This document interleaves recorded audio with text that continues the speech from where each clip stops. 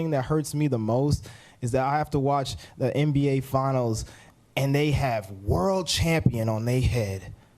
World champion of what? The United States? This is Noah Lyles, an Olympic sprinter for Team USA and the man responsible for setting the NBA world on fire. Multiple players around the league did not agree with his statement and began flaming him in the comments. But then they turned out to be right. Well, sorta. September 9th, 2023, Team USA would enter the semifinals against Germany in the FIBA World Cup. A win would set them up to potentially bring back a gold medal, proving that Team USA, even without the biggest stars, is no force to be messed with. Unfortunately, that was not the case. It's to Schroeder, he throws it up, and the Germans have done it! They have stunned the United States in the semifinals! A Germany team led by Dennis Schroeder executed at a far higher level than this inexperienced USA team. But despite the gold being out of reach, all hope was not lost. At least not yet. A win against Canada would have given Team USA the bronze medal, but even third place was not achievable.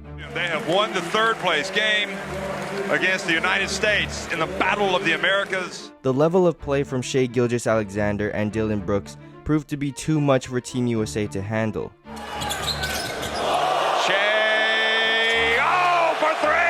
Two separate countries gave the United States a level and style of basketball that they were clearly just not ready for. And after bringing home nothing but disappointment, Team USA had done nothing but play into the words of Noah Lyles. A team that has a history of assembling elite caliber players and running through the competition had lost some of its dominance, and it left the NBA world wondering, how can we get back on top? How can we restore Team USA dominance?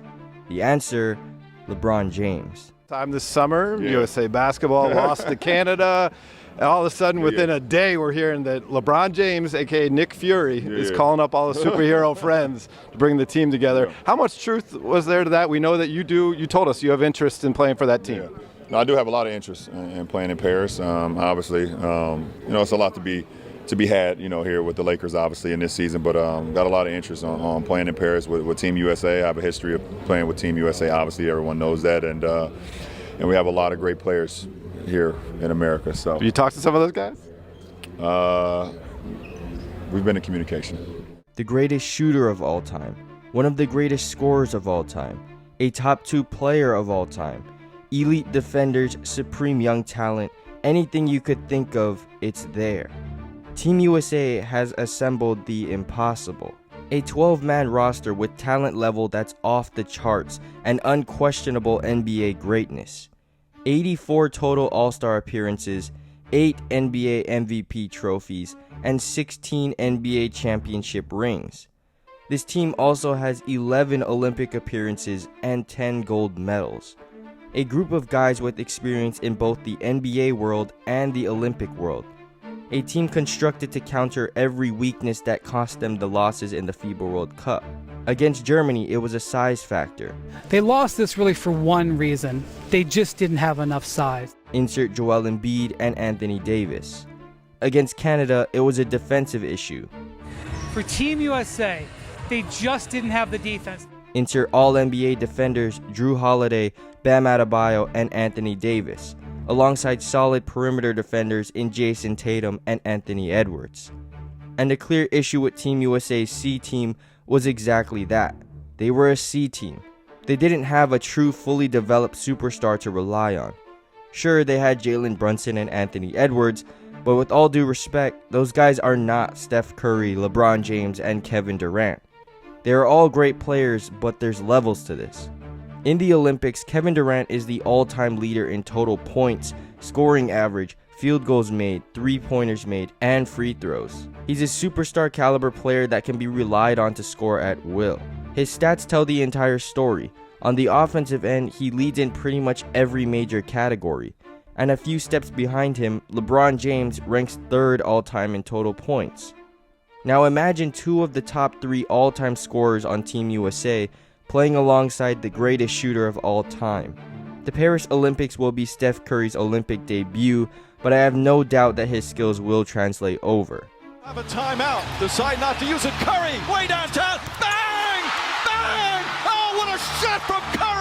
These three guys have reigned over the NBA for years, and the crazy thing is, this is just the head of the snake. This team was built with depth in mind. With the personnel that this team has, the lineup capabilities are endless. Spacing the floor has proven to be incredibly effective in the Celtics finals run, and Team USA has all the tools to run a 5-out offense. A lineup of Steph Curry, Jason Tatum, Kevin Durant, LeBron James, and Joel Embiid combined for an average 3-point percentage of 39.9%. Essentially an entire lineup that shoots 40% from beyond the arc on average. So they've got floor spacing, but can they get stops? Well, with Anthony Davis and Bam Adebayo locking down the interior, Against Butler, got downhill, couldn't punch it. Bam says, get it out of here. and Drew Holiday, Anthony Edwards, and Jason Tatum containing the perimeter, the defense looks pretty solid to me. And the most valuable asset to this specific defensive lineup is the switchability. Bam and AD can guard 1 through 5, alongside Tatum being capable of guarding 1 through 4, and possibly 5 depending on the center's playstyle. As far as Drew and Ant go, I think they can easily guard 1 through 3, potentially 4 if the opposing team is playing small ball. The toughest challenges for Team USA has to be the two teams that beat them in the FIBA World Cup, those being Germany and Canada. Germany, led by Dennis Schroeder and the Wagner brothers, and Canada's heavy dose of NBA players, including SGA, Jamal Murray, Andrew Wiggins, Lou Dort, RJ Barrett, and Dylan Brooks. A couple of other teams may cause some challenges, for example, France with the twin towers of Rudy Gobert and Victor Wembanyama, or Serbia with the reigning NBA MVP Nikola Jokic. But looking at strictly rosters, and more specifically roster strength, the other countries have significantly more to worry about than Team USA does. Stopping a team composed of a handful of NBA players, or maybe even a couple very good NBA players, is a lot easier than stopping an entire team filled with players from the top of the NBA.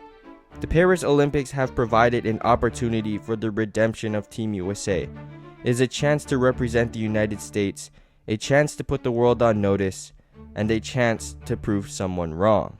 World champion of what? The United States? But anyways, guys, what do you think about this year's Team USA? Is this the best basketball team we've ever seen? And who do you think will be the toughest challenges for them in the Olympics? Let me know in the comments down below, and I'll catch y'all in the next one. Peace.